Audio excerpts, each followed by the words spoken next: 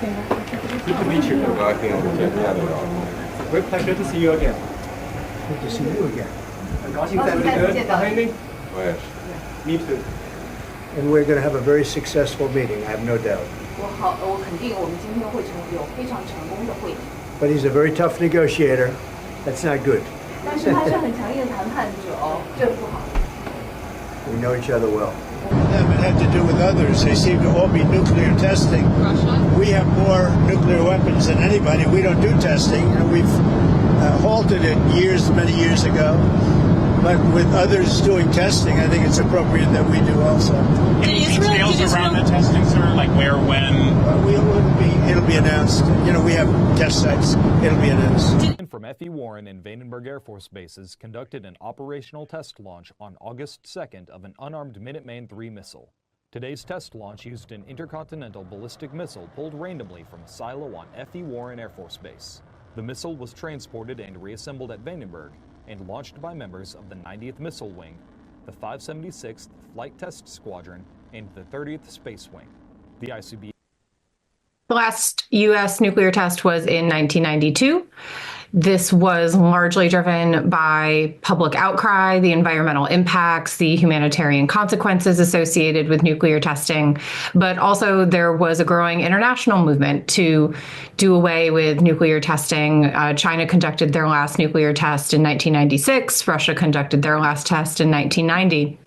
And they all signed on to the 1997 Comprehensive Test Ban Treaty. And this completely banned nuclear testing above ground, below ground. And the United States insisted that it have a zero yield threshold, meaning that any nuclear activity, any experiments could not produce any sort of yield from a critical chain reaction.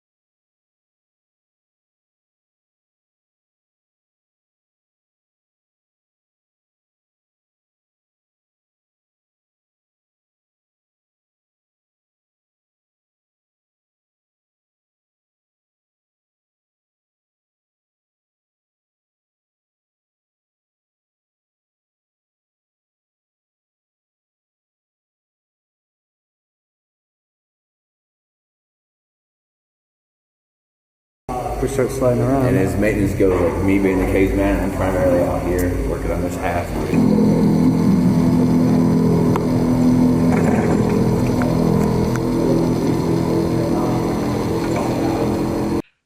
The U.S. would only return to nuclear testing if it needed to confirm the credibility of the U.S. nuclear arsenal.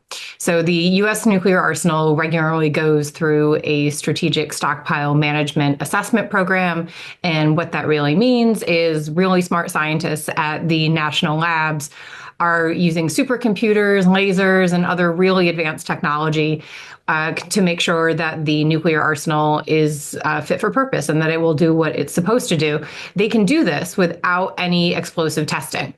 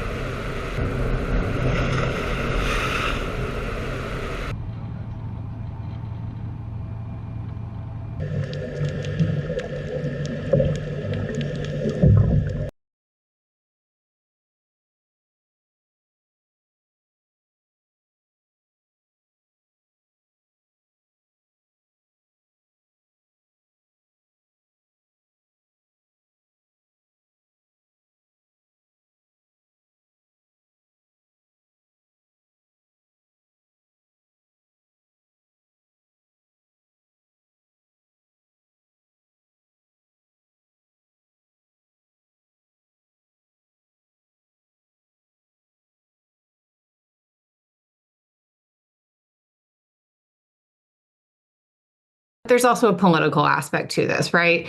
If the US wanted to make a really big signal or send a really strong signal to Russia or China that it wanted to get back into nuclear competition, perhaps with new weapons designs, then it might want to return to testing for those reasons as well.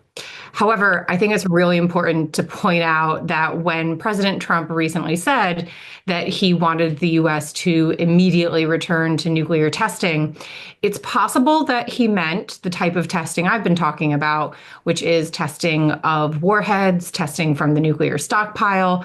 It's also possible that he meant testing of missiles and other delivery platforms that would carry those nuclear weapons. And that type of testing is ongoing. Russia and China regularly engage in testing of intercontinental ballistic missiles. Russia just tested an underwater drone that is capable of carrying a nuclear weapon, for example, whereas the US has been doing far less testing of that type. So it could be testing of warheads. It could also be testing of the platforms that carry those warheads.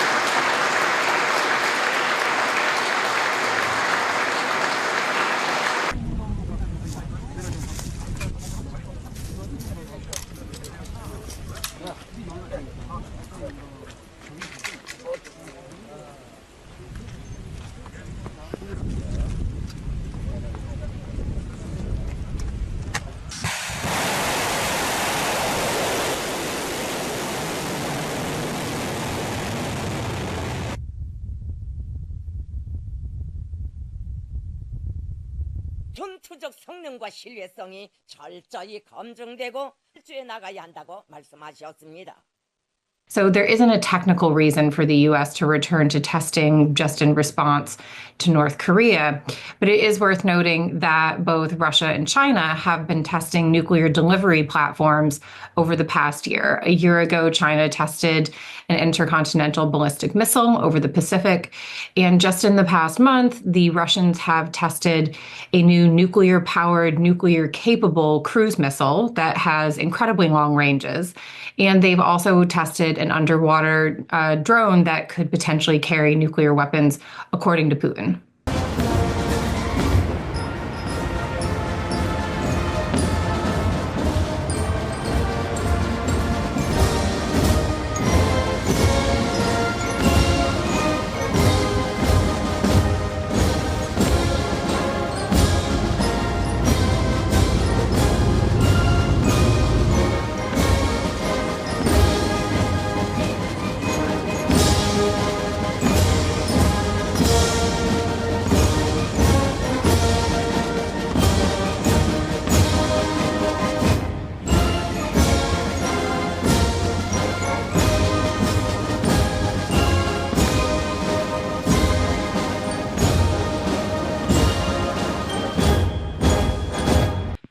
If the United States did return to nuclear testing, then other nuclear possessors potentially could follow suit. The country that would benefit the most from a return to nuclear testing is China. The United States conducted over 1,000 nuclear tests. Russia conducted over 700. China has done less than 100 nuclear tests. And a lot of Chinese experts and officials have pointed out that China might be at a disadvantage in terms of knowledge of its arsenal and weapons designs because it just doesn't have as much testing data. And so if the taboo against nuclear testing was broken, if there was a return to more nuclear tests, China stands to gain way more from this than the United States would.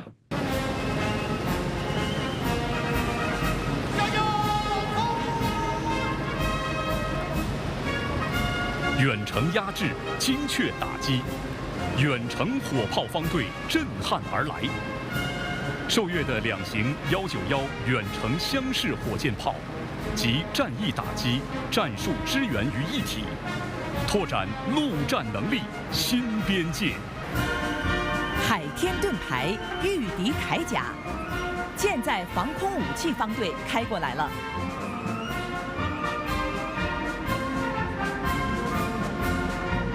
4型受阅装备构成远近衔接、立体对空防御体系，其中舰载激光武器具有精准毁伤、持续打击的突出优势，成为打造海战攻防新规则的光之利刃。鹰击出鞘，叱咤海空。反舰导弹方队由鹰击15导弹和鹰击。